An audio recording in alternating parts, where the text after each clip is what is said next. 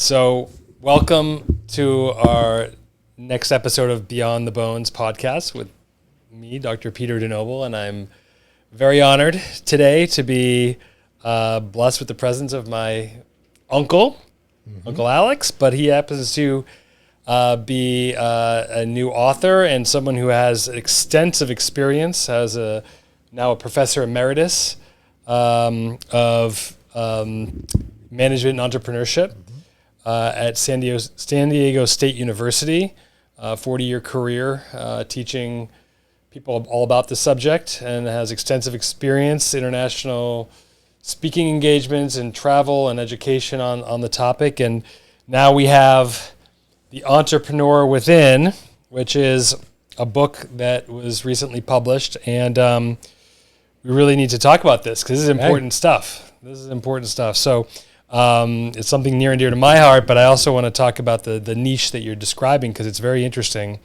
and really can be applicable for just about anyone, it seems like. So we'll get into that. But without further ado, thank you for joining me.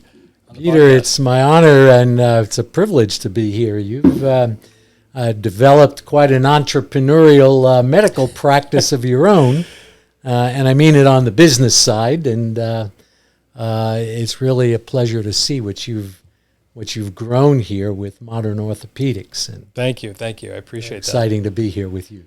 Yeah, so apparently entrepreneurship is in the genetics, so I appreciate, that blessing.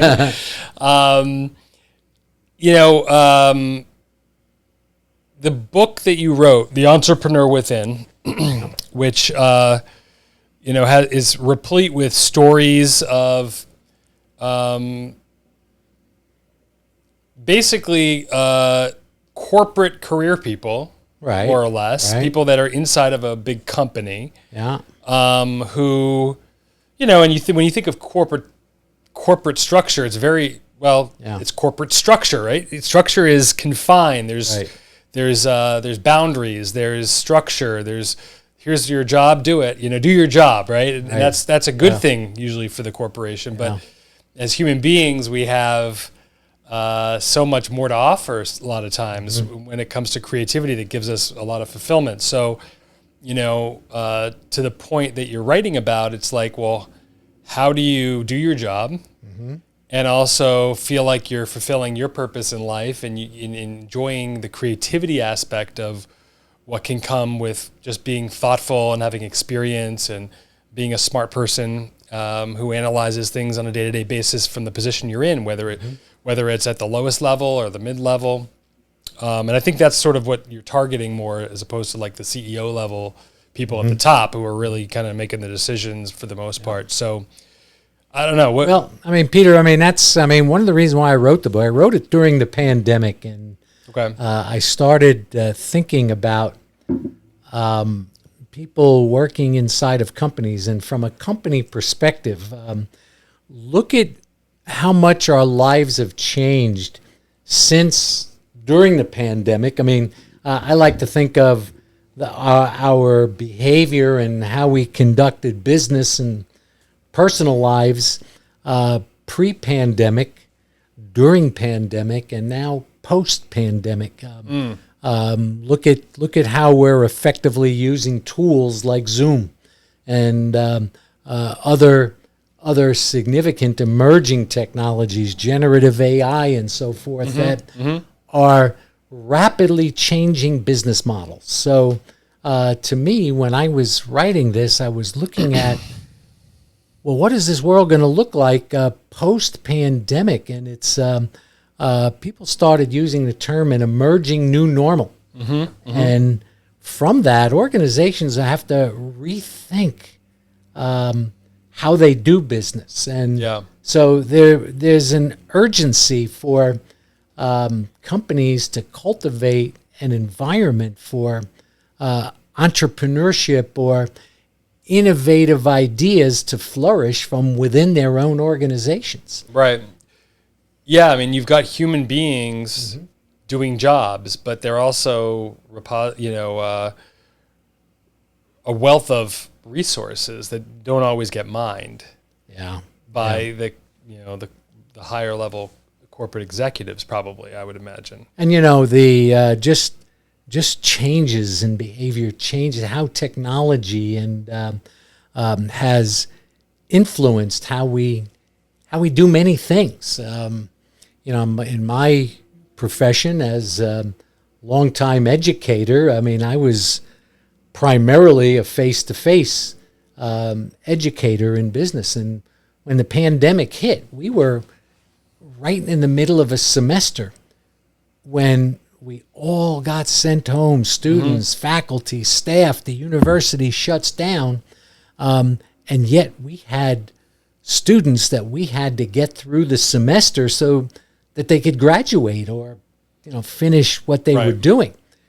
And we didn't, I wasn't trained on Zoom. I was playing around with Skype and so forth, but to switch immediately into being able to teach in a totally different mode online was quite an interesting time. But now we take it for granted.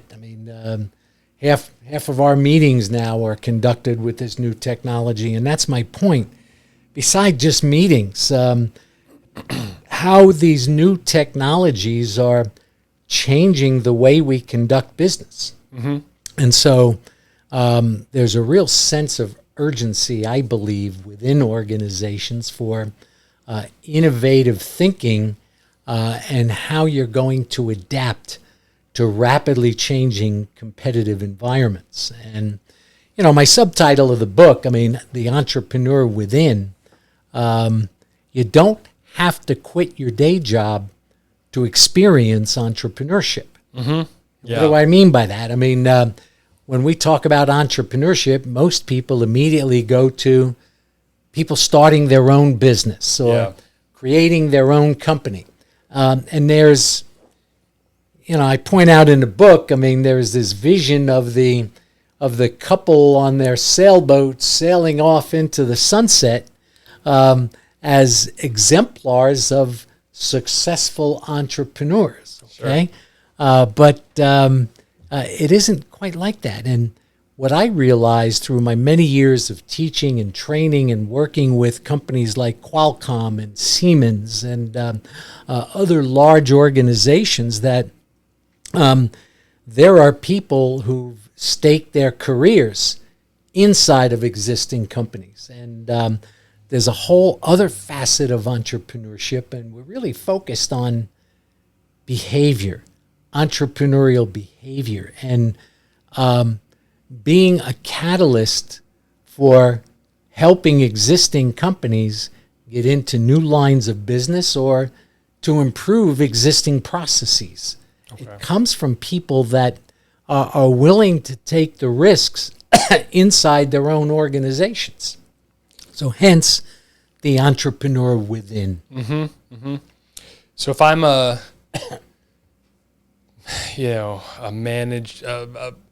middle manager, let's just say, that's kind of a throwaway term, but someone who's inside the corporate structure, who has someone they report to or multiple levels they report to, but you have what you think is like a game-changing idea or something that'll really shift the strategy to achieve something different or develop a new line of a service line or something like that. What do I do? I would imagine that's, it could be daunting.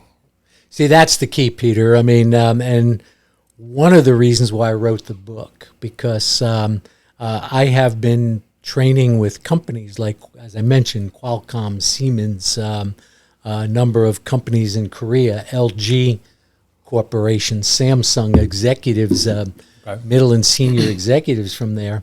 And they were asking for training and innovation and entrepreneurship inside of the company to be able to have the kind of culture that could adapt to rapidly changing environments. And my point is that a lot of people with ideas inside of those companies they don't know how to get their voice. They don't know how to get their voice heard. They might have the idea, but how do you make it happen inside of corporate hierarchies? And so my approach, I endeavored to talk to a lot of people. I conducted over 50 interviews with different people. Maybe about 30 of those stories made it into the book. But these are people who have innovated in one way or another within inside of their companies, and they shared with me some of the challenges, some of their strategies for overcoming some of these hurdles. And from that, I kept hearing a lot of these very different stories, very different industries, but I started seeing a pattern. Okay. And I needed to try to capture that pattern. And so in this book, I used an organizing framework, the FBI framework for corporate entrepreneurship. Okay. Where if you've got an idea, you've got to think of who the decision makers are that are going to give you the go-ahead to pursue the idea. So you've got to frame the idea so that decision makers could understand it and seeing why and how it makes sense for the company. But beyond framing it, because many times, as people shared with me, I got the go-ahead from the top, but I needed buy-in from people across the organization. I needed buy-in from the IT group, or I needed buy-in from the production people or the finance people to support the idea. And then ultimately, we needed to talk about implementation. You have to have a way to, a vision or a plan for how you would roll something like this out, given the organization's culture and hierarchies. And so hence the FBI framework for corporate entrepreneurship. Frame it, get buy-in, have an implementation plan. It's so all-encompassing. And frankly, you probably need that whether you're within a company or you're outside of a company. Yeah, that's doing true. It yourself, you need buy-in, and ultimately, but within the framework of a company, you're playing a game of relationships, and that's you're starting to you have to build up a reservoir of trust, I would imagine. Oh, absolutely, Peter. That speaks to some of the critics of corporate entrepreneurship. Corporate entrepreneurship is really about behaving like an entrepreneur, but inside of a company. So I've had pushback from people saying, what kind of risk are people taking? It's the entrepreneurs, the people that start their own, they're the ones taking the risk. But you're overlooking the kind of risks that someone inside of a company faces. It's risk. It's high risk, but it's a different kind of a risk. It's career advancement. It's reputation within the company, and there's a lot to be said for that. And so, if you're going to take the chance to build your career inside of the company, you have to have some skills in building relationships, and because it's all about the trust that is. And a lot of my examples in the book talk about people that they had to build trust and build those relationships. So, would you say it all comes down to likability?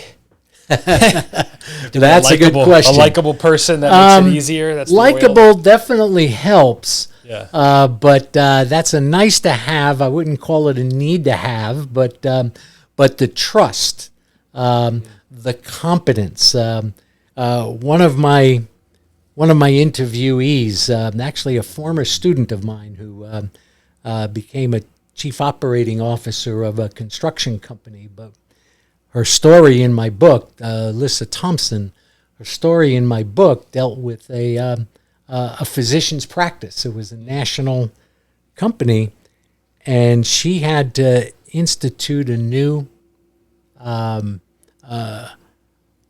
type of training program to better train the physicians within their network to more effectively run their business practices. And there's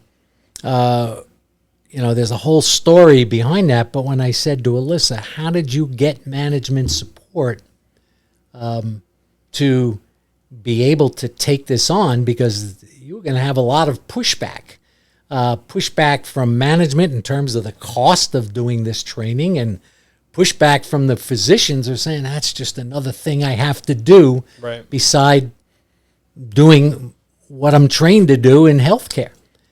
And she said, I said, how did you do it? And she said, Alex, it comes down to one thing. You have to build trust. You have to have that relationship. So essentially, you have to be able to kick ass on your day job. And then all of a sudden you get that kind of trust. And I was taken back by that. And I built off of that quote in the book because it was so succinct. It was in your face, and it was a powerful reminder of the importance of trust. That makes sense. Relationship. Because you can imagine someone who's not a high performer, who now all of a sudden has all sorts of ideas. It's like, all right, let's just focus on doing your job, right, as opposed to making up new things. Right. So that's a prerequisite, right, is to be a high performer. You have to, and if you're a high performer, typically you're motivated, you're smart, you have discipline, and those things ultimately make you successful as an entrepreneur. Absolutely. So therefore, the trust, right? So that all makes sense. It almost seems like, of course, actually, it makes a lot of sense. Yeah. So you were inside of an academic corporation, for many years. Right. Did you ever have any examples where you felt like you had ideas? And that's a good question. And in writing the book, my career has been in the education field. Mm-hmm. And, on one hand, you have to establish your own credibility. Now, I've worked for 40 years working with entrepreneurs. San Diego is a very entrepreneurial community in itself. But when you think of somebody working in a university, they'll say, well, what are you doing? But I want you to think of it like an organization. Our university has a president. And under the president, you have a provost, who is like the chief operating officer. That's a provost in a university. And then under the provost, you have deans of different colleges. And San Diego State, we have 7 different colleges. College of Science, College of Engineering, Fowler College of Business. So these are all operating entities under the umbrella. And then you've got department heads. And so that's a pretty big structure. It is a big structure. And when we wanted, we innovated, a colleague and I worked on bringing our program, our MBA program into international markets like Taiwan. We ran for many years an MBA program where instead of the students coming to us, we rethought it, and we went to where the students were that couldn't come to us. And but that took a lot of buy-in, not only in the university, but then within the university at the chancellor's level, and to be able to get the buy-in to be able to do that. So that's FBI. That's FBI. FBI. Yeah. But there are many other people beside me on this team that really were instrumental in making that happen. So it's not just maybe an individual entrepreneur then. It could be a small collective who have ideas that are kind of as a team kind of championing an idea or initiative that may help it be pitch it as a stronger play. Right. So, and we teach that a lot in entrepreneurship. the team building aspect. So you may have the idea, but you really need the buy-in and the trust of a team that's gonna do this run with you. Yeah, that makes a lot of sense. In all the stories that you came across, was there any one or two that stood out as, sort of, that changed your mind about anything? Well, I wouldn't call it change my mind, but it really helped me enhance and fine-tune some of my thinking. I'll give you an example. An old college buddy of mine, Joe, if you're listening to this, sorry for the old, but my good friend, Mr. Joseph Kipe, he had very significant sales training, and then he joined this food company called Michelangelo's. Okay. You might be familiar with their frozen line of Italian foods and so forth. And as Joe described this to me, when he joined the company, they were just really focused on the club stores, Walmart, Costco, and big supermarkets. That was their play. Okay. And Joe saw an opportunity to get into the airline business, the food service aspect of the airline business. Right. Now, in his prior dealings with other companies, he had some relations in the airline business. And so when he approached his contacts in the airline business, again, he joins Michelangelo's as a salesperson. The airline, he said, well, how about our calzones? Now, think about a calzone with the cheese, this and that, with the sauce on top.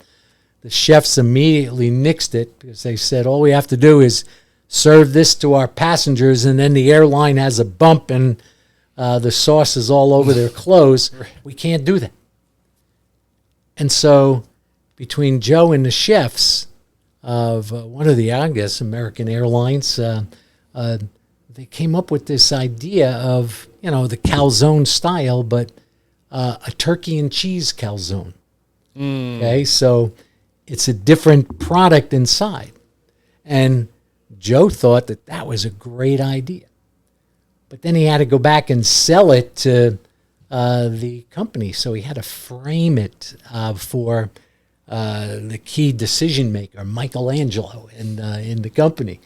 And so how did he do that? And Joe's response to me is, Alex, it's all about volume in that sense. And I had to show him that if we got into this new line of business, it would there's significant volume here. Captive customers. You don't even have to make it make sense. And so, he was able to get that buy-in, but then there was to get the go-ahead from the top by framing it in the context of volume. But then the real challenges came in getting the buy-in from the production manager. Okay. Now they weren't ramped up in their production facilities to deal with turkeys. Right. They weren't even buying. Their production equipment is a whole different shift. process. Yeah. And the production manager was very resistant to it. And then the purchasing manager.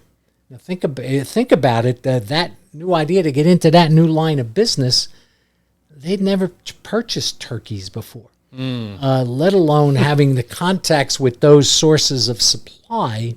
They couldn't get their costs down significantly enough for this to be an economically viable business for Michelangelo's. So from a purchasing perspective, the way Joe described it to me, he said, American Airlines as our customer, they measure profits and volumes in terms of tenths of a cent. Yeah. And we couldn't get the cost down enough for this to be economically viable. Yeah, that's so wild to think of that way. But you're right. When the volume's that high, that's the margin that matters. So there's the pushback. But then if you get innovative, now American Airlines was doing much more volume. So the solution was American Airlines buys the product, ships the product over. So they were able to get volume purchases by having American Airlines make the purchase. This is back in the day. So they had to overcome that pushback to get the cost down enough for this to be economically viable. Yeah. And then they had to work with the production manager to retool their whole operation to be able to support this. But that took an effort and risk involved in that. But it enabled them to get into a whole different line of business. Once we were talking about maybe yesterday or something, the easy part's the idea, right? The idea is the easy part. The idea is the easiest part. We all have ideas, right? Yeah, that's a book a good friend of mine, Brian Dovey, wrote. But go ahead, sorry. No, that's it. I mean, it's ideas. There's a lot of great ideas, but you have to have the energy to bring that idea down the field, right? And you sometimes have no idea what you're going to encounter, and you have to be you have to be willing to traverse those mountains. You know, Peter, you bring up something really powerful. I co-taught for 25 years with a man named Brian Dovey. Brian is a senior partner with Domain Associates. That's a internationally known life science venture capital firm. And we co-taught a class called Managing the Growing Firm. And right when I was writing my book, The Entrepreneur Within, Brian was writing his book called The Idea is the Easy Part. There you go. And we were going to go on a joint book signing tour together. And really, as Brian's book came out, unfortunately, he passed away right before the book came out. But the synergy between our two books, the idea being the easy part, the implementation, and with me, it was in the context of corporate entrepreneurship. Yeah. Yeah. Yeah, that's they go hand in hand. You need it whether you're within or you're without. Without. I feel like as a without entrepreneur, it's it has its own set of challenges. But it's a great topic, and I think one of the things that's interesting now, it's even more timely, is as we get into a new era of artificial intelligence. A lot of things that we had human beings doing within a company get automated, get replaced by machine thinkers that don't make as many mistakes. And what's the difference between the human being, who's very expensive, and error prone sometimes, and needs breaks and wants vacation and gets sick. Yeah. But on the flip side of that, the creativity of the human mind is what is irreplaceable, I think. I know there's a lot of discussion about, eventually the AI will think and have ideas, but hopefully we're a long way off from that. But even then, even if they can do something like that, is it really connected to our universe in the way that we are? People, Peter, in your profession, there's an author that I like, Dr. Eric Topol, and he's written a book called Deep Medicine, and he addresses those kinds of issues of how valuable AI can be as a tool to help doctors better evaluate or diagnose Yeah. challenging issues by looking at hundreds of thousands of past cases and things like that, or coming up with better therapeutic approaches, maybe as a tool. But none of that can substitute for the relationship. Yep. That deeply personal relationship between a doctor and their patient. So Yeah. you got to think of it as a tool, but that tool is changing business models and how companies of all industries are going to effectively be able to compete in the future. So, well, human capital there's going to be a different thing we're looking for probably from human beings. And it's going, I think, to be more on the creative, higher order thinking level.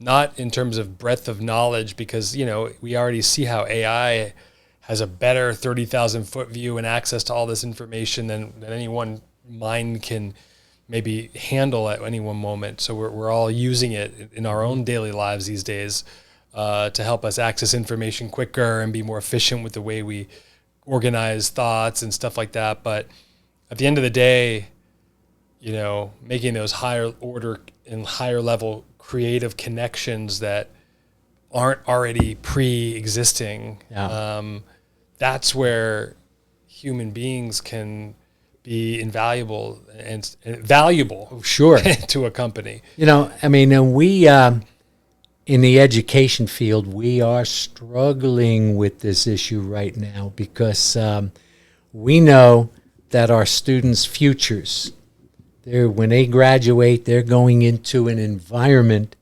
that is going to be very business models that are driven by AI, generative AI technologies, and we've got to prepare our students for that. Mm-hmm.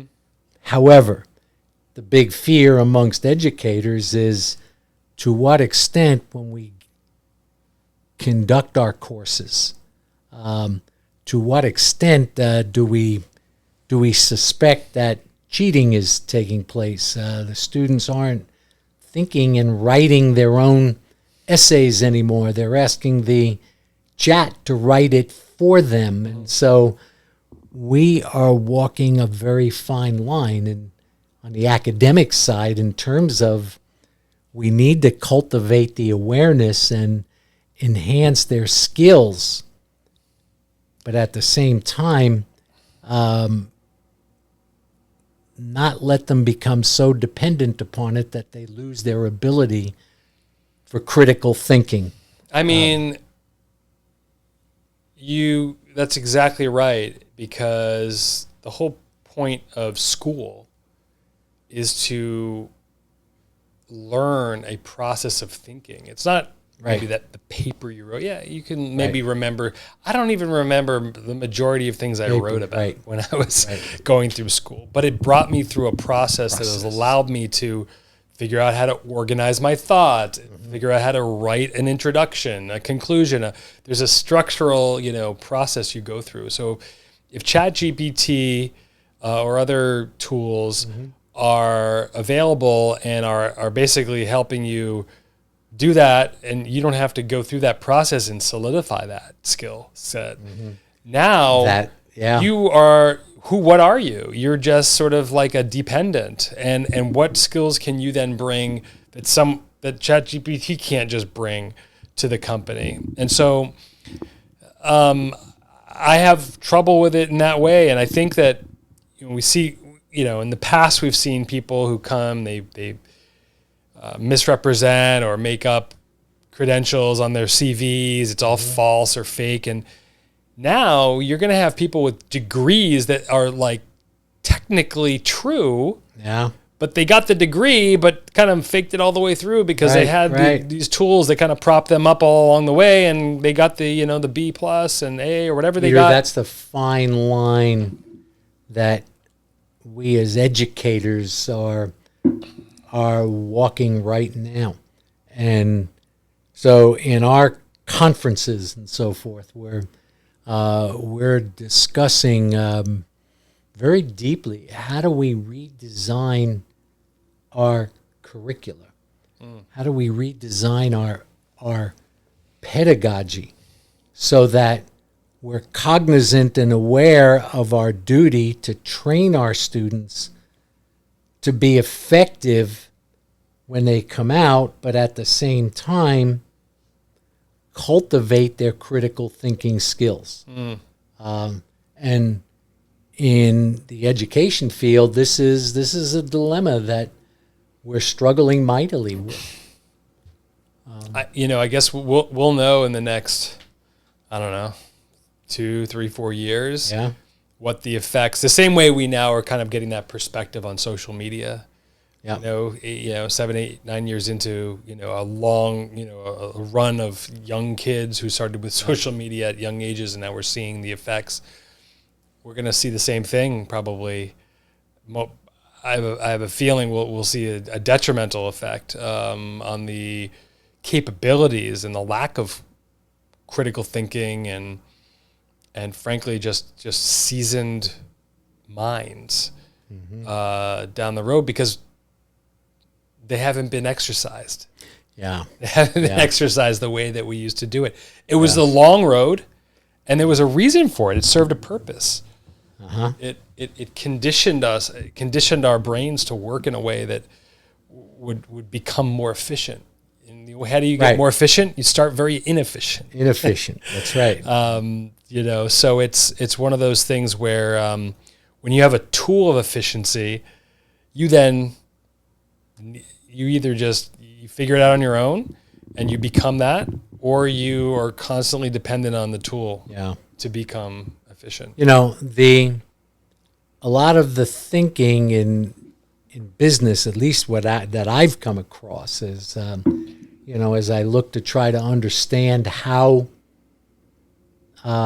different companies are using AI, it's really for the repetitive processes, the ones that as you think about building systems, you need to think about what you can offload that's repetitive, so that there's time for higher level thinking around business model design or around adapting to changing environments. I mean, environment. It's like companies are standing on a bed of shifting sand, and you're experiencing that yourself. You've put a lot of investment into modern orthopedics, and you've built this, and you've identified ways to differentiate yourself in the market. And how long before you have to innovate again? Because ultimately, your success will breed followers. And the thing that it's interesting about what I see in my own business is that we're doubling down on human capital, whereas many of my competitors in the orthopedic space across the country, frankly, are there's a big push towards consolidation of large orthopedic groups, hospital-based, hospital-owned groups that they hire their own doctors. But ultimately, their model, when you do that, you as the doctor you're captive to a business, whether it's United Healthcare, Optum, whether it's a big hospital system in your local area, whether it's a private equity group. Those people at the top of those organizations care about one thing first. Yeah. And that's not the patient, sadly. Their job is predicated. They could do great work. That every patient could have the perfect outcome, better than any place, Mayo Clinic or any place you want to name. But if they're losing money, they are getting fired. Yeah. They are not doing their job. And their job is to make money. And to that end, when your number one priority is to make money, you have to start stripping it from other places. You have to start stripping, well, all right, we can't strip it too much from the doctors. All right, so we'll try to squeeze the doctors as much as we possibly can, but we need them to still work and show up and not be completely burned out. They're a little burned out, but we can just kind of squeeze them a little bit. But where do you take it? Well, you take it from the human capital side. But where can you do that? You can't. We don't have robots yet to answer phones, so they offshore it. They strip the call centers. They make it really they pull the money out of paying people their benefits or a salary to have them sit locally. They have them in some cheaper to live place or some cheaper to live country where you pay them pennies on the dollar, and they're extracting money that way. Maybe they talk about economies of scale and you get better negotiated stuff, but there's a limit to that. There's, at the end of the day, you still have to pay for your stuff, and so what we've found is that's so differentiating is that we're saying no. We are going to pay for our staff. And by doing that, we're going to spend more money, make less money in some ways, but that's an investment in quality, and when you invest in quality, what you're doing is you're enhancing the patient experience. And so now all of a sudden, when someone who calls our office can get in touch with the doctor for an emergency or can get right in for an appointment or feel like they're not leaving a message or they're not getting, confusing information or conflicting information, to the best of our abilities, because we're always trying to improve our interactions with our patients on our phone systems, that really differentiates us, because everywhere else, it's next to impossible to get a hold of, get an appointment, get a hold of a doctor, especially once they have booked a surgery or something like that. We have coordinators who, put their heart and souls into making sure the patient experience from the time they are booked for an operation gets completely organized. And so they feel like someone's holding their hand through the process. Right. And I will tell you that that's not always the case, unfortunately, these days. We have doctors, by the way. We don't have physician assistants seeing, new patients or even any patients at this time, because at this point, it's about the expertise and the lack of the watering down of medical expertise in the healthcare system in this country right now is frankly deplorable. And many of us have experienced that, just not being able to either see a surgeon or a physician, a medical doctor. They're told they have to see the physician assistant first, or they can't quite break through that barrier to get to the doctor. And why is that? That's because they're extracting money. You pay the physician assistant less. You pay the surgeon or the doctor more, so you extract the money that way, and you just have patients, and they're getting paid, 80% of what the doctor is going to get paid on a visit. So all these things that water down and degrade quality in our, from a business vantage point, ultimately, for me and for my business perspective as someone who's running the business, but also, treating patients as a doctor, I realize that as long as we continue to improve or even just stay put with our quality the way it is, which I'm happy with, but I know we can improve it even, that gap between what the general experience will be like and what the patient experience will be like with us is ever greater. And it's reflected in reviews, and all that's human still, though. And so there's definitely ways that we can introduce the technology point and in ways to make things more efficient and more accessible to patients, whether it's chatbots that are smarter than just the generic chatbot that we have these days. And there's going to be ways to actually make the human interaction more efficient for our patients. And that's... You know what again, I don't know your practice, but if I was to look at your practice, I would break it down into your business processes. Mm-hmm. And one way to differentiate business processes, you look at the human interaction, the human touch processes versus the kind of business processes that can be more efficiently handled through new tools like generative AI and so forth, where it might be able to enable you to drive costs down in business processes that don't compromise what you're really going for is the human touch. Exactly. And you think of the human touch piece, and that's the human interaction. Yeah. And that's what you're doubling down on, as you're saying.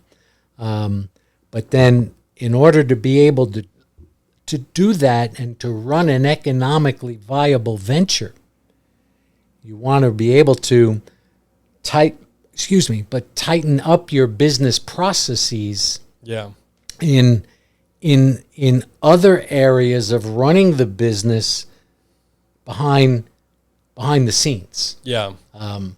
So yeah, I mean, there's all sorts of things that we just take for granted as like this is the way that that things work inside of a practice that could be, I think, bridged or gapped or eliminated probably through technology, right? The gap between when patients leave the office to when they talk to us next, or, there's going to be, some interaction, maybe if they have a question or something where they can get to us, but there's got to be some ways to answer questions quicker. Some of the questions are common or repetitive. So, how is there a way to, a platform, and I know there are some that are emerging where patients can go on and I forgot to ask this question. What about this? And I provide an answer through an avatar or through a bot. Could be, that's relevant and accurate. And so, or maybe not even an avatar, but you speaking. Yeah. Direct. I mean, not live direct, but that's true. But explaining whatever it is, it's kind of like more of an advanced version of frequently asked questions. Yeah, that's 100% right. And I think there's something about, you can read the frequently asked question or the answer, but it's a lot different. If you hear me explain it, just the intonation, and you feel more comfortable and confident with the answer I'm giving you, and knowing that it's from me and not someone else who may have put those questions together or answers together. So, but that's ultimately that's one of the reasons why I write the book, because you're trying to compete in a very competitive market with a differentiation strategy, but yet you have to do it, and you're making, I believe, the right investments, but you have to run the business in an economically viable way. So where in your business processes is there room for improvement that doesn't compromise the human touch? Touch. It's a $1 million question. So we're always looking for it. All right. But as this is your first book. It's my first book. There's a couple more down the line. And you were talking about some other books and ideas that you have, but as it being your first book, what would you say that process looked like? Well, first of all, what inspired you to write a book? At this point, is it just sort of a culmination of thoughts and ideas that you then ultimately wanted to get out to? I've spent my entire academic career. It's a 40-year career. And I've had to build it at a major university, San Diego State University. And, our stock in trade is our ability to write academic articles and to make intellectual contributions that way. And, it was there were a lot of expectations that way. But as I've come to a different phase of my career, I wanted to write something different. And I really had to relearn how to write a book versus an academic article. And I wanted it to be more accessible to a non-academic audience. I see. And so in trying to learn how to write the book, I wanted to write one on something that I knew something about because of my training, my background, my experiences. But still, I needed to talk to a lot of people who could share their stories that helped me frame it. It's been a great process. And now there's a couple of more projects coming down the line. It's going to be exciting. Yeah, I'm excited. One in particular, and I hope it comes to fruition, is with our daughter. Our daughter is an artist, and that's her identity. And how do artists make it? And their world is changing. Yeah, rapidly through platforms like Midjourney. To what extent does that take the artist out of the art? And so I think that's going to be an interesting topic to explore, and that's on the horizon. That's going to be a popular book because, especially for parents of artists. Yeah. Oh, yeah, Bob. We happen to be parents of an artist. Oh, man. Yeah, because that's artists are so essential to our culture and society, and yet so often they're discouraged because it is such a hard path it's a hard to pathway. follow, to make a living, or especially in this country where it's so expensive to live. You can barely even live in you can't live anywhere. It's too expensive. So how does starving artists make it? Well, we're gonna interview the ones who were making it and see if we could find the right formula. But this is when someone has that identity, you got to find a way to make it work, and you have to find your. You have to. But in any line of business, the mentorship, and you've got to, learn how other people have blazed paths, but then not to copy it, but to be influenced by it as you carve out your own. That's really important. And of course, your new books are coming at a time in your life where you have newfound time. We'll say, right? With the retirement, you retired a little while ago. How long ago is it? How long has it been now? Well, I've retired in August, and I was still doing some part-time teaching in the fall. But Amy and I are doing more than a fair amount of travel right now, and just a lot of pent-up demand that way. Yeah. But just working with different colleagues, working on a tech commercialization project as well, too, with another colleague of mine, Dr. Craig Galbraith from the University of North Carolina, Wilmington. And we're looking at how emerging technologies and the people behind them are taking them into the market. So that's another project. Between that and the art project, it'll keep me busy for a while. Yeah, it sounds like retirement is always an interesting topic because we always hear the stories of people who retire, and we were talking about like you lose that identity, and community and camaraderie of the workplace. And for many people, especially in the past, where the workplace was their primary source of joy and happiness. That's me.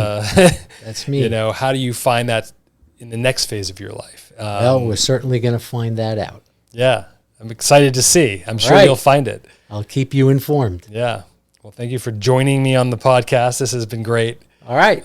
Great discussion. Really a pleasure. And for anyone who has a desire, and I'm sure you all have that desire, at some point along the way, the entrepreneur within is very, very important. Most, I'd say probably the majority of people that I know work for a company, so this is relevant. Easily found on Amazon. All right. All right. Thank you, you, Alex. Peter. Appreciate it. All right. Thank you. All right.